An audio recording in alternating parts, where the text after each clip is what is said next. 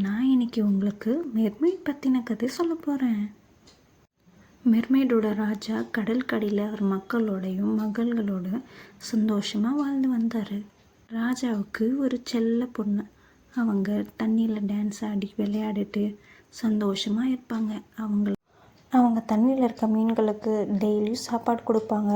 அவங்க தோட்டத்தில் புதுசாக செடிகள் நடுவாங்க. அதுக்கப்புறம் ஏதாவது கப்பல் பால் அடைஞ்சிருந்துச்சுன்னா அதுக்குள்ளே இருந்து இந்த வித்தியாசமான பொருளை எடுத்துகிட்டு வருவாங்க. அந்த குட்டி மெர்மெய்ட் தன்னோட பாட்டிக்கிட்ட எப்போ பார்த்தாலும் தான் எப்போ கடலோட மேல் பகுதிக்கு போவேன், நான் எப்போ எல்லாத்தையும் பார்ப்பேன்னு சொல்லி கேட்டுக்கிட்டே இருப்பாங்க. அதுக்கு அந்த பாட்டி மெர்மெய்டுக்கு 15 வயசு ஆனதுக்கப்புறம் மெர்மெய்ட் கடலோட மேல் பகுதிக்கு போய் அங்கே நடக்கிற எல்லாத்தையும் பார்க்கலான்னு சொல்லி சொன்னாங்க. மெர்மெய்டுக்கும் 15 வயசு ஆயிடுச்சு. டெய்லியும் கடலோட மேல் பகுதியில் இருக்கிற பாறையில் உட்காந்துட்டு அங்கே போகிற வர கப்பல்களை வேடிக்கை பார்த்துட்டு இருப்பாங்க. எப்பயும் போல் மெர்மெய்ட் பாறையில் உட்காந்துட்டு இருக்கும் போது கப்பலில் வந்த ஒரு இளவரசர் அவளை பார்க்கறதுக்கு அவளை நோக்கி வந்தாங்க. திடீர்னு புயல் அடித்து இளவரசர் வந்த கப்பல் உடஞ்சி இளவரசர் மயங்கிட்டார்.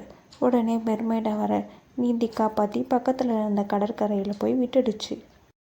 கடற்கரையில் இருந்த குட்டி பொண்ணு எல்லாரையும் கூப்பிட்டு இளவரசர் காப்பாற்ற சொல்லி காப்பாற்றிடுச்சு. ஆனால் மெர்மெய்டுக்கு இளவரசர் ஞாபகமாகவே இருந்துச்சு. அதனால் தன்னோட ஃப்ரெண்ட்ஸ் கிட்ட நடந்ததெல்லாம் சொல்லி இதுக்கு என்ன தீர்வுன்னு கேட்டுச்சு.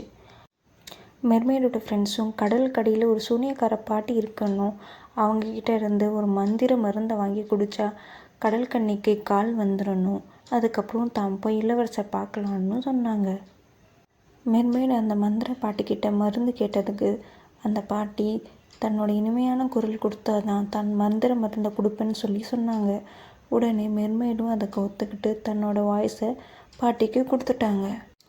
மெர்மெய்டும் அந்த சூனியக்கார பாட்டி கொடுத்த மந்திர மருந்தை குடித்தாங்க.